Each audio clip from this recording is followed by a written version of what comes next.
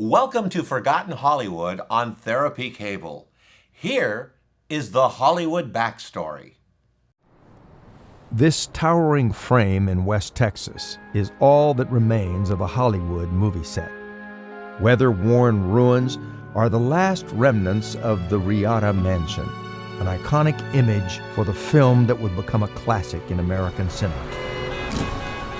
Filmed in 1955, Giant, based on the novel by Edna Ferber, opened to critical acclaim. It starred Elizabeth Taylor and Rock Hudson and was nominated for 10 Academy Awards. It would be the last movie James Dean would make. Giant is the epic drama of 3 generations of a Texas ranching dynasty. The press from all over the world came there every day. There was one particular house that was just for the press. So they would fly in. As they would fly in, another group would be coming in, passing each other en route. To be cast for one of the biggest movies that ever Hollywood made, after Gone with the Wind was a big movie. I was just amazed. I couldn't believe it.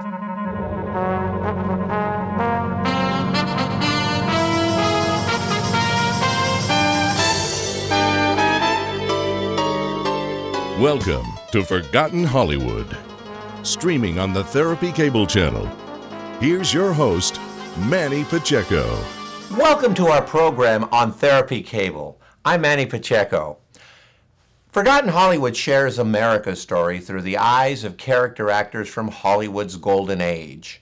And of course, the Forgotten Hollywood journey tells great stories through a book series, a radio show that you can hear on 90.1 FM, KBPK, and a blog site at ForgottenHollywood.com.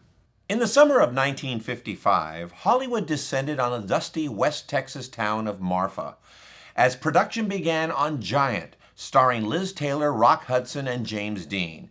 Based on Edna Ferber's novel about a powerful ranching dynasty, it took an unflinching look at feminism and class divisions as one of the first films to explore the racial divide between Anglos and Mexican Americans in the Southwest. Today's guest is the producer-director of Children of Giant, Hector Galan. He returned to Murfa to create this documentary that combines interviews with the cast and crew of Giant and the recollections of residents who either participated in or witnessed the making of the film and whose lives often mirrored the controversial themes of the epic motion picture. Welcome to Forgotten Hollywood, Hector. Thank you, man. It's good to be here. What compelled you to this film and its eventual themes? Well, I had known about the novel that Edna Ferber wrote through the years growing up in West Texas. When she published that novel in 1954, actually the latter parts of 53, it was very controversial here in Texas, mainly of her descriptions of Texans and their way of life, very caricaturish, However, she did do something that I found fascinating is she actually, saw and exposed the segregation and discrimination that Mexican Americans were facing at that time in the 50s, post-World War II America here in Texas and, of course, throughout the Southwest. But the folks here did not like her description of them. She talked about the greed, and how they treated Mexican Americans, etc.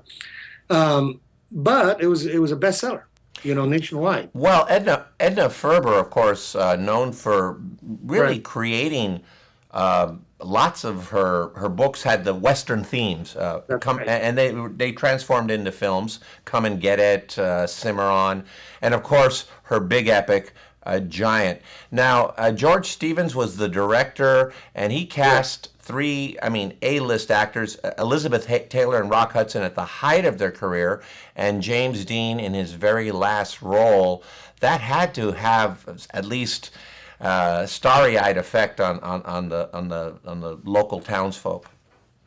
Oh, it did. When they arrived to Murfa, Texas, it was like huge parade. It was like Earl Holliman, who played one of the characters, he played Rock Hudson's son-in-law, describes it as, an incredible experience, with all these major stars coming and people just very excited in that town. What the cast and crew didn't realize is that town was segregated, and there were two towns. There was the Anglo town, and there was the Mexican American town, and they really didn't intermingle much, out there in society. They came together though when Giant arrived, because George Stevens opened the set. It was an open set. Anybody that wanted to see the filming were welcome. And so at that point, the whole town got together, and they were, of course, on their best behavior. But it was a major. A lot of people claim that the Giant is what put that little town on the map. As you know, today Marfa is like one of the major art attractions in the world. It's become a major art center, and there's artists that fly in, and from different parts of the country. But it was Giant really that. It's interesting because when they arrived, we were going through a 7-year drought. And, when he was filming in 1955, I was 2 years old. And so I didn't see rain until I was 4. But that was the climate and the period that they arrived in. This, when you said dusty earlier, it was very dusty and very harsh, Are you from Marfa, or you live close by to Marfa? Is that close by? Close by. I live I grew up in San Angelo, Texas, which is also in West Texas. Marfa is what they call far West Texas. It's on your way to El Paso. I live in Austin now. We just had a premiere in Marfa last Saturday. It takes 7 hours to drive from here to Marfa, and it's funny because the speed limits are all 80 miles an hour because there's nothing out there. Exactly. Yeah. But it was a major event that arrived into town in that summer of 1955. And the movie eventually went on to be nominated for Oscars, and it really was, it was a huge movie back then. Now, why we are discussing this today is because you went out and decided to do a documentary that talked about the folks of Marfa and how they actually interacted with these stars and Hollywood in general. And it will appear on PBS on the program Voces in April. It's going to be a landmark production, is what I hear. It's getting rave reviews. Yeah. And tell us about your influence in making this documentary. Well, actually, what attracted me to the story to begin with was the efforts of what a group of people in Marfa were doing today in trying to maintain a segregated school that existed in Marfa. It's called Blackwell because it's named after its first teacher, as a Texas historical site. Now, most of these schools, like my own father had to attend one of these Mexican schools, were segregated. It was all Mexican. And most of them had been abandoned or torn down or no longer exist. But this one, they wanted to keep it and save it as a memorial, and to remember it, because many of the townsfolk, Mexican American townsfolk, went to that school. It's a reminder. Yeah. But then I started looking at the parallels of course, everybody lives in the shadow of Giant in Marfa. What George Stevens was trying to do, and George Stevens really, when this film was shown in 1956 to American audiences, many didn't have a clue that that's what was happening to the Mexican American people in the Southwest. I mean, living under Jim Crow laws, segregated in every which way, from not only schools, but restaurants, hotels, public accommodations. You were just a non-person, in the community. You had to stay and live within your own group. What was fascinating with Stevens, because he, of course, took it from what Edna had discovered, is that he pushed some of these scenes on his own that weren't in the book. There's a couple of major scenes in the movie where he fights a racist defending his family and his now new grandchild, who happens to be half Mexican. That's why I brought and we tracked down Elsa Cardenas, who played Juana in Giant. She was 16 years old, and when she played that role, she hadn't been back in Murfa in 55 years. And to us as Mexican Americans, her role was pivotal to bringing the message to the rest of America of what Mexican Americans were enduring. And that's what attracted me to the story, because I like to do stories about history. I like to do, this is not an advocacy piece. It's not something that it just the way it was. And it just grows with you, with the film and what George Stevens was trying to do. Because George Stevens completely changed after World War II. He was doing comedies. He was doing, Rising to the Top. And then when he went to war, and some of that incredible color footage of World War II is his. And he was there at the liberation of Dachau, the concentration camp. He filmed it. We include some of that footage in our movie. Changed him completely. And he started doing dramas like Places in the Sun, A Place in the Sun, and then of course Giant and Shane. Of course, Shane. Yeah.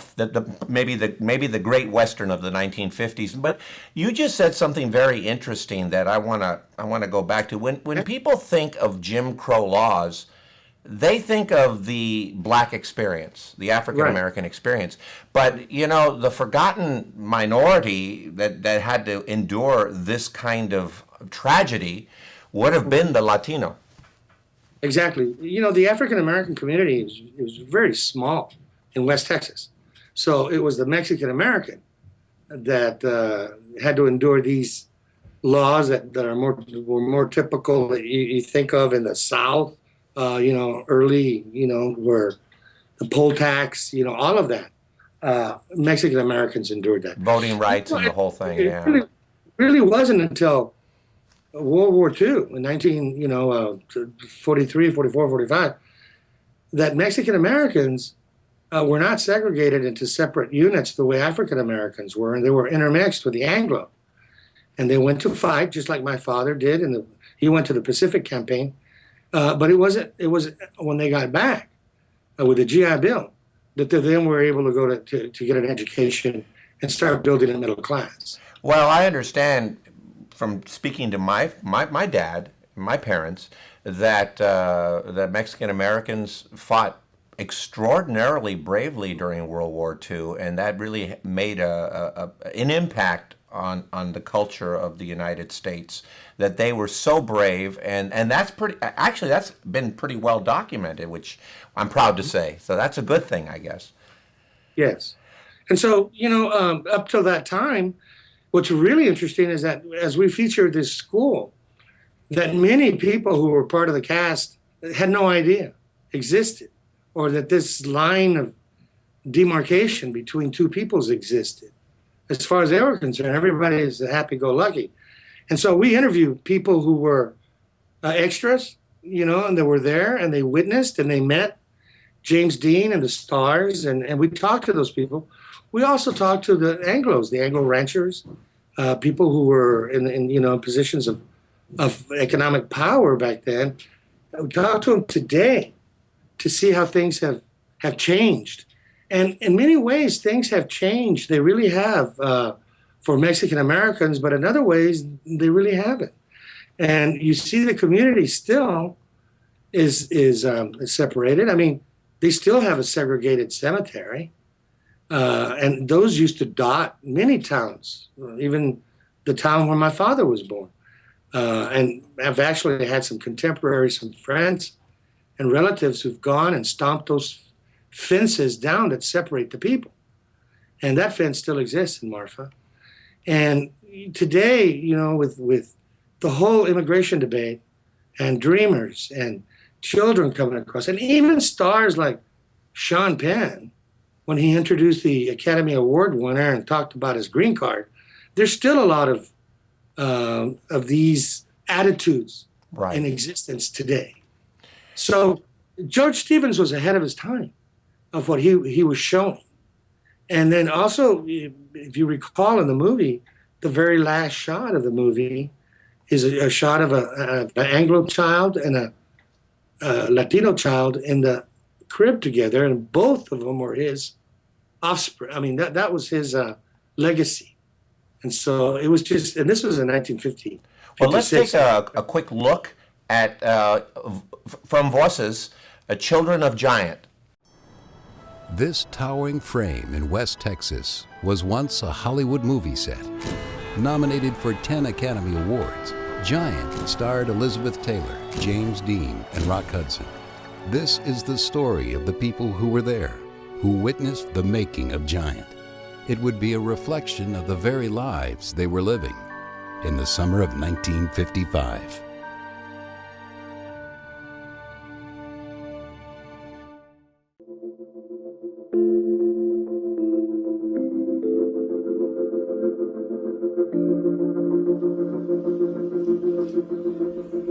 Hi, welcome to Adelante. This is Adelante Recovery, and my name is Yvette Kuglin, and I'm part of the staff. Adelante Recovery Center has helped people in dual diagnosis for 5 years. We accept most PPO insurances and provide luxury accommodations and 24-hour support. To speak with an admissions counselor, call 1-888-242-4450. A lot of time we don't even know what's wrong with us, and sometimes we need to get away to figure that out. So if you want to go for a little retreat out in Corona Del Mar, which is a confidential location, we're here to help. So we're only a phone call away. Thank you. Welcome back to Forgotten Hollywood. I'm Manny Pacheco, and I'm here with director Hector Galan, the producer and director of Children of Giant, which will be appearing in April on PBS on a show called Voces. Now, Hector, it seems to me your documentary is really two stories in one. It is the story of the past, and it is the story of the present. And we had just touched upon that before we took a break and looked at the clip. And the clip itself talks about the present. What impact this movie, Giant, and a great epic Western written by Edna Ferber, what impact it had on the folks there. And we did touch upon the idea of a class struggle, but it was more than that. The Giant was also about feminism. Elizabeth Taylor was cast in a very unique role. Can you discuss a little bit about that? Well, that was what was so unique about Edna Ferber, because she always had strong female characters, you know. And so as one of our people in the documentary discuss Leslie Benedict, who was played by Elizabeth Taylor's role, that George Stevens was injecting some of these early feminist themes into the movie that you normally wouldn't see in Westerns. So it wasn't going to be a totally different Western. And of course, the Jet Rink character that James Dean portrayed was, many people feel was shaped after Glenn McCarthy, who was the Spindletop, wildcatter that became, a multimillionaire overnight. And these characters were like the new Texas at the time, the oil industry and everything. But when you talk about two films, one of the past and one of today, I always say it's almost like a film about a film about a film, because I was afraid of this story in some ways. I've in the past I was developing a story on the Bataan Death March, and I wanted to feature the Latinos that from New Mexico that were caught on that in the Philippines. But the Bataan Death March is so infamous, it kept stepping on my story, and I was afraid of Giant because it was so big, the movie, and what it was, and then the story of the people, the community, of the town. But in the end, it just wove together so well that something magical was happening in the editing room when I saw what George Stevens was really doing. For instance, in the book, there's a character named Angel who grew up on the Benedict Ranch, and he and Benedict's son-in-law go off to World War II. Mm-hmm. And of course, in the book, that in Ferber's book, Angel returns a war hero and a rebel. He was like a Pachuco of the time, which were the, the subculture, more troublemaking group. Stevens brings him back in a coffin that really illustrates the sacrifices that Mexican Americans did in World War II, and is much more powerful. So a lot of these things that he did, I started to say, wow. And what's really sad is that a lot of the people, the extras, Mexican Americans that were there meeting the stars and watching the filming, had no idea what the storyline was. They hadn't read the book. Right. I mean, it was expensive for folks. In the end, when it came out and they saw it for the first time, it was amazing. The reaction from the Mexican American community saying, yes, that's our life up there. But the saddest part is that they had to see it in segregated theaters, even though there were extras in the movie. And so it's these things that are, not only that, did you know that the movie was censored in Mexico when it was released? No, that I didn't know that, actually. Yeah, No. they cut out 30 minutes, and all references to Mexican American discrimination that George Stevens had in the movie were deleted. Wow. They didn't want to, the Mexicans wanted to see that because that was very noble for George Stevens to do that. They had no idea, Hollywood had, the studio had no idea that they were actually doing something that the Mexicans didn't want. Let's talk a little bit about your partnership with PBS. Obviously, PBS is a great place to tell a story just like this. Yeah. How did that evolve? Well, I've been with PBS many, many years. I've had, I guess somewhere around 35 films on PBS. I've done series. I did the series on the Chicano movement, Chicano. I did one called Visiones. These were more after I left News and Public Affairs, because I was a frontline producer. I don't know the series Frontline, if you're familiar with that, but I did 11 of those frontlines. Mm-hmm. And that's what we refer to as News and Public Affairs. Right. I wanted to move more into my own culture. So and given the tools that I had learned by some of the very best mentors out there, I was living in Boston for a while, in Washington. I came back to Texas, fully armed with new skills, and I wanted to bring our forgotten stories to the American audience, like Los Mineros, the story of Arizona's Mexican-American copper miners, the history of Tejano music. All of these aired on PBS, and The Hunt for Pancho Villa. Children of Giant is just one of many, that I've done, and they all have been, an incredible experience. And the meeting the people and the journey that I've taken with all these films, PBS has been my home. Any other? We only have a few more moments left. So, any other projects in the works that you have planned? Well, I do have one that you kind of sort of mentioned a little bit, and that's Latinos in America's wars, not just World War II, but we have these incredible stories that we've been collecting of going back to the Revolution, and then of course today as a series. And PBS gave me early development money for that, so I'm working on that. And I'm also developing, believe it or not, since I also like culture, music, arts, I'm developing a story with some co-producing partners in Spain on Xavier Cugat and his influence in Hollywood. Great. And the music he brought, the cha-cha-cha and all of that. And that's a fun piece. I like to do fun pieces too. Great. Well, Hector Galan, we are out of time. Thank you for joining us.